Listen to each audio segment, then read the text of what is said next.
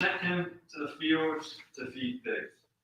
He longed to fill his stomach with the pods of the pigs were eating, but no one gave him anything.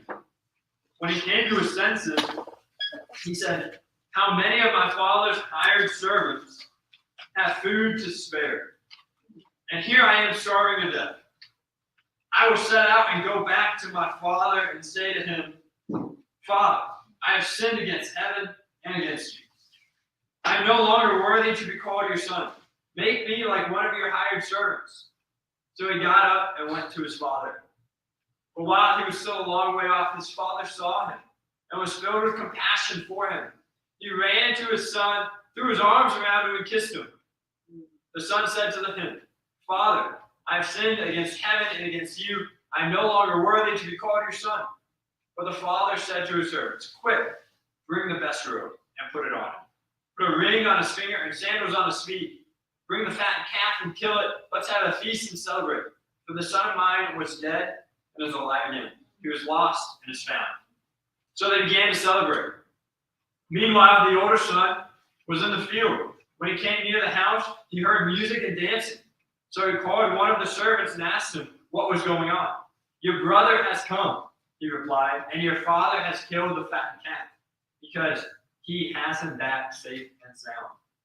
The older brother became angry and refused to go in. So his father went out and pleaded with him. But he answered his father, 'Look, all these years I have been slaving for you and never disobeyed your orders. Yet you never gave me even a young goat so I could celebrate with my friends. But when this son of yours who has squandered your property with prostitutes come home, you kill the fattened calf for him.'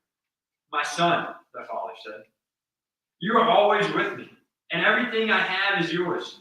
But we had to celebrate and be glad because this brother of yours was dead and is alive again. He was lost and is found.'" And tonight we're going to talk about transactional versus transformational faith.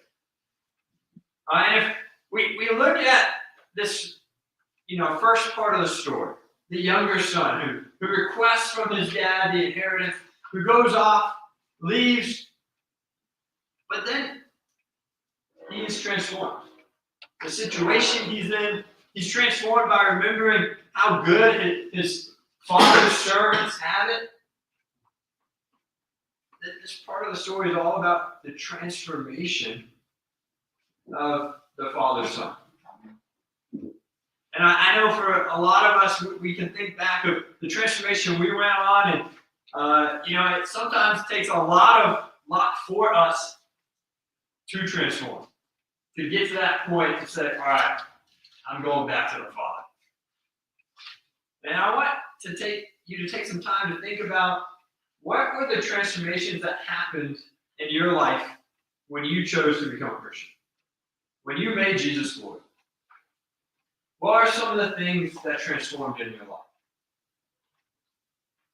Maybe it was the way you acted around certain people at work or at school. Maybe it was cutting out certain sins or relationships. Maybe it was becoming a giver rather than a taker. Maybe it was learning to be less prideful and arrogant about how good you are. Right? We all had these incredible transformations when you made Jesus Lord. And it's neat because God's joy in the story is so abundantly clear. And that when we return, when we are transformed and live a life of transformation, God is right there, fired up, excited, welcoming us back, celebrating. And it's just so neat. But then we get to this other son, the second son, and we aren't given all the details. But at some point, he moves away from the transformation or the transformational understanding of the Father to a transactional relationship with the Father. I've done all these things. I deserve this, but I haven't gotten it. In reality, the younger son had transactional relationship at the beginning and then transformed to a transformational relationship with the Father. The older son, who stayed with the Father, at some point lost it. We're not necessarily sure why he loses it. But too often, I think even nowadays, people are substituting transformational faith for transactional faith with God. There's a quote from an article. I'm going to read a few quotes from this article I was reading. It says, people are leaving the church because they don't get something out of church. And in Romans 12, 1 verse 2, can anyone quote that? Somewhat popular verse.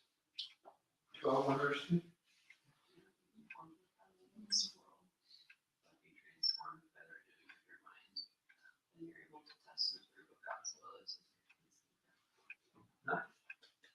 No, we didn't. Anyone know verse 1?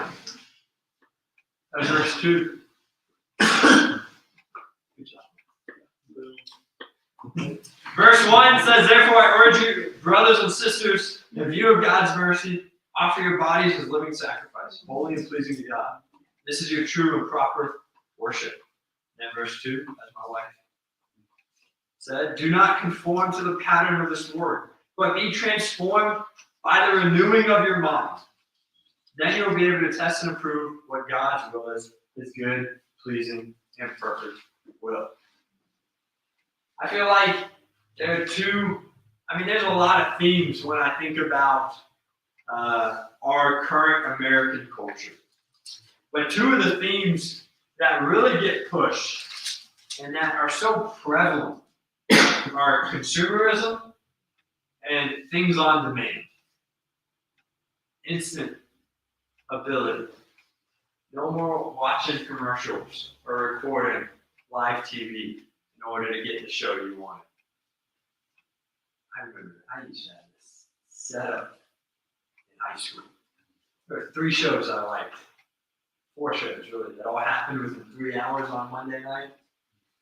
It's important. So now that things are on demand, it's totally different.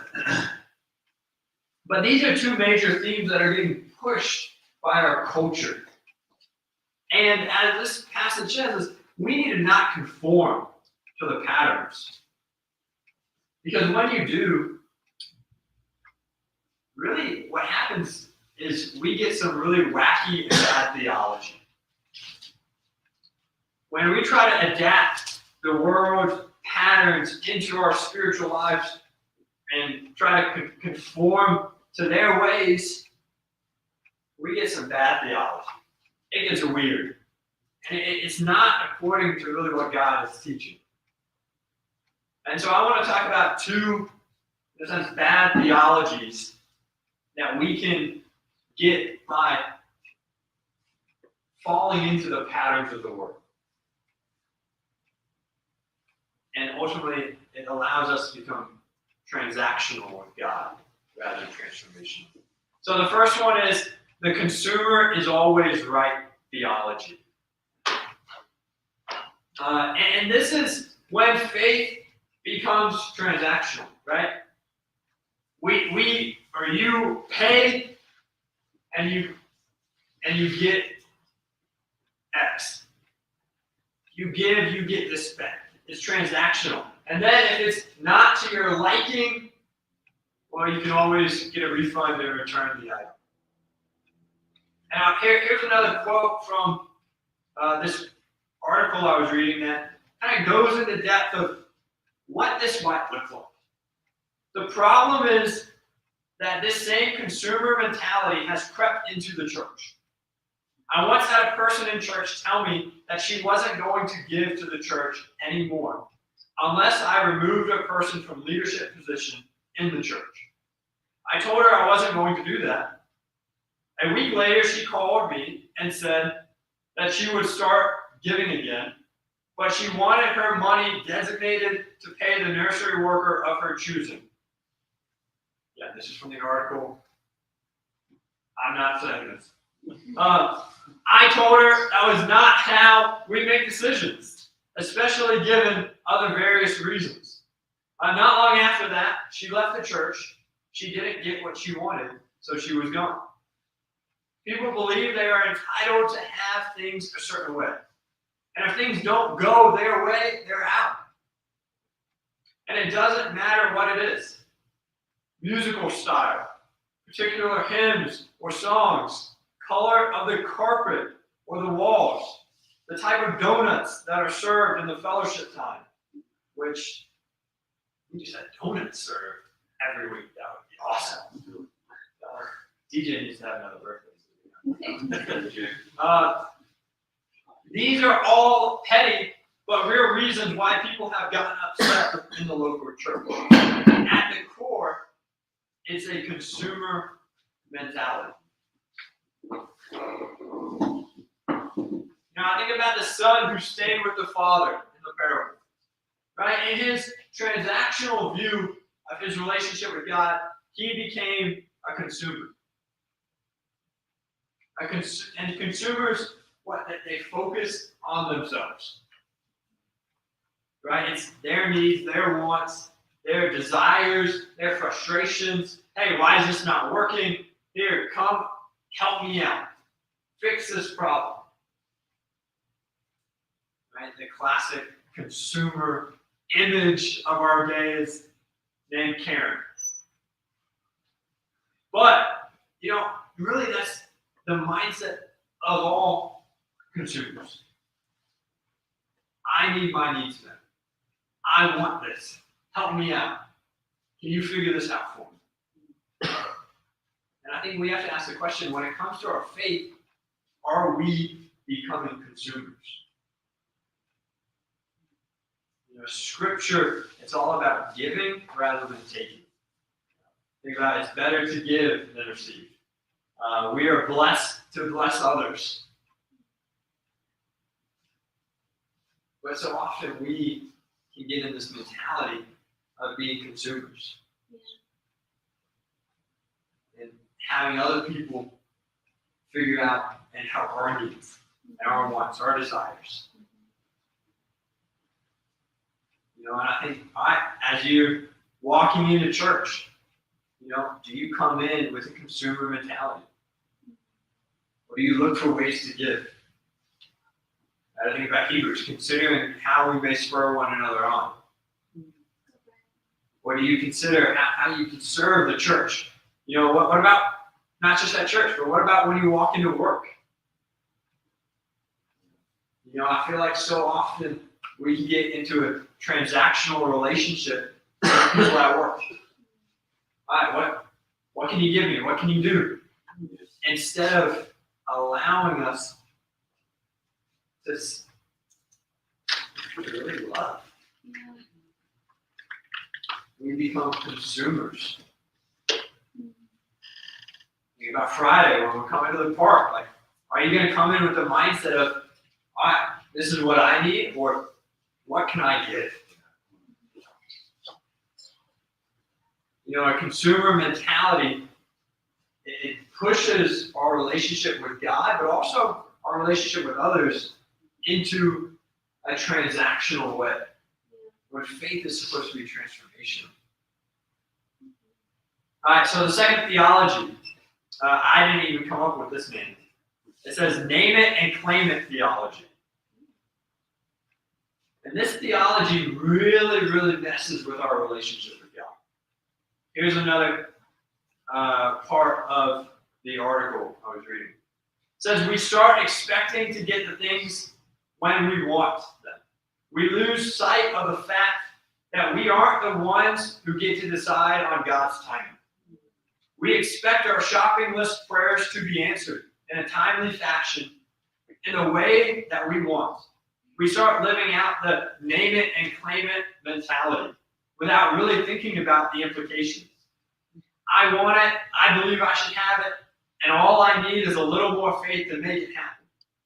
And that's where it gets really dangerous. the article goes on and talks about how dangerous it becomes. And then people start telling you, hey, you just need a little more faith, and it's yours. And how twisted. And then, it's really twisted. Going down a deep hole. I mean, keep all of it in. Read you guys. I think about Matthew, though, when he writes about what Jesus said on the Sermon on the Mount. Right? He says, not name it and claim it, but he says, ask and receive.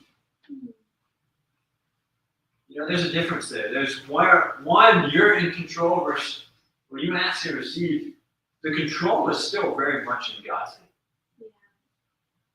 Rather than demanding and expecting God to do our will, you know, I think I can pray, God, here's my will, let it be done. You know, the son who ran away at first had this theology. Name it and claim it. God, Father, I want my inheritance. Strangely enough, the father said yes. Then he goes on, and in his journey, he learns and becomes transformed. And he learned that what he deserved, and then he was honestly blessed with the grace from the Father. Right? He found favor in the Father rather than expecting to deserve X, Y, and Z. This was like a long shot for him. God, please let me just become a servant. I just want a paycheck in all reality. It's kind of interesting because both brothers wrestle with this transactional mentality leading to this name it and claim it theology. The second brother, I guess the older brother, he had the same theology somewhere in his mind. He was just kind of too afraid to ask the Father for it. But he fully believed he deserved whatever he should have. You know, I think for us, we've talked a lot about praying big prayers and dreaming, and I want us to continue to do so, but with good theology. Not that we're praying for our will to be done. Not that we're going to name it and claim it and God's going to give it to us because we deserve it. But we pray big prayers, and thanks to God's favor, He is in control and can decide what He's going to do with our prayers. You know, the goal is for us to be a transformational church. Right? Not transactional with God or with one another. That all of us are always and constantly transformed. Not just when we became Christians, but each and every day, each and every month, that we're growing and transforming to be more like Jesus, His Son. Too many churches have fallen into the rhythm or into the pattern of transactional or consumerism or demanding from God. And it's honestly not what our community needs. Right? When people walk into, hopefully, our community here as a church, hopefully they find a group that is constantly being transformed in their faith. You know, too often when people walk in, they walk into communities that are just strictly transactional. They come as consumers. Or they're surrounded. Maybe they come in wanting transformation, but they're surrounded by people who are consumers when it comes to church and when it comes to faith.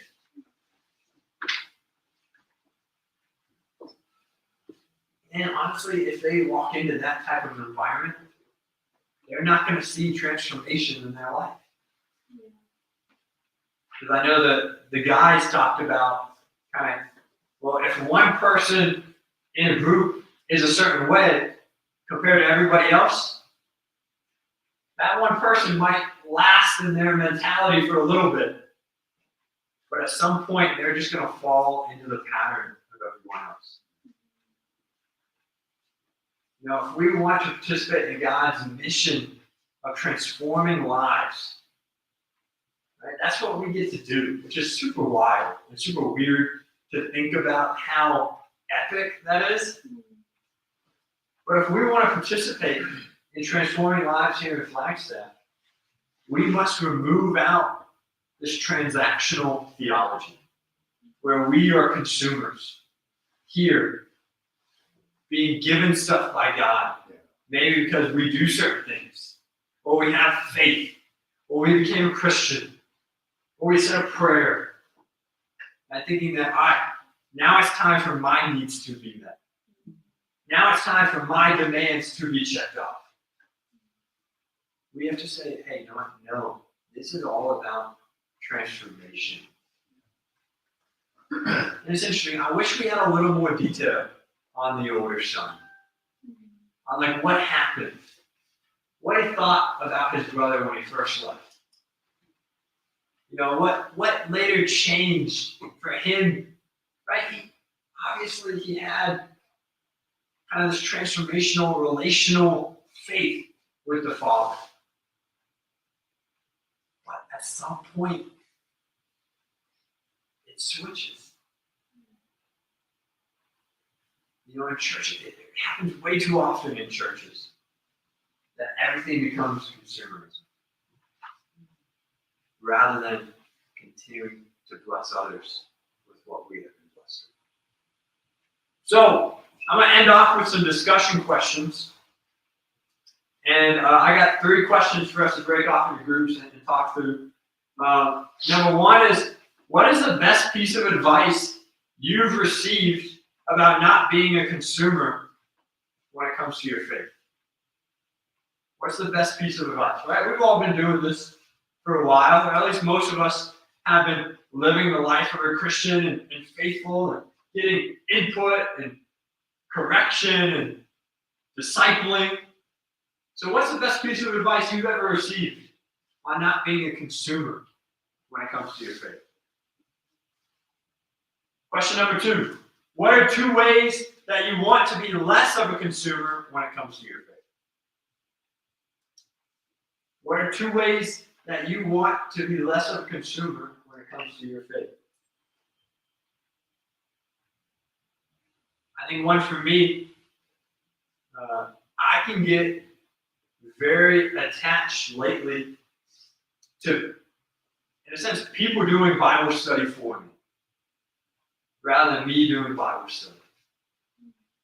There's a lot of great content out there, but I feel like I've become a consumer of it, rather than trying to actually continue to look at my faith and walk around myself. It's interesting. Anyways, all right, question number 3. What are some symptoms in your prayer life? That was a poorly written question. Let me rephrase.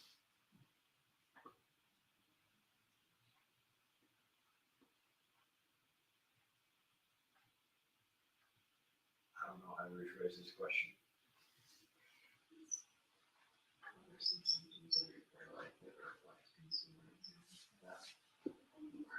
Of becoming transactional. Yes. All right, here, I'll just read what I wrote. It doesn't really fully make sense. I've left out a few words. But what are some symptoms in your prayer life of becoming transactional? I think I left out a few words grammatically.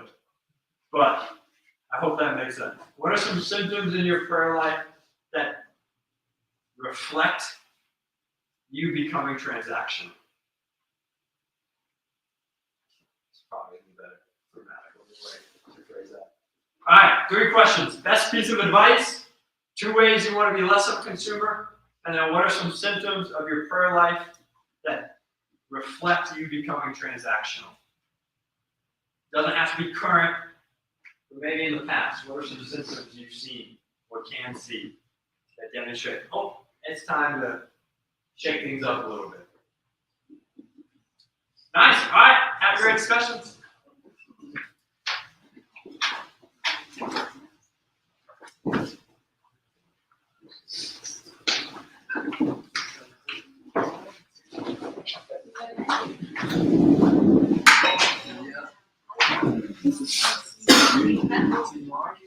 Sure.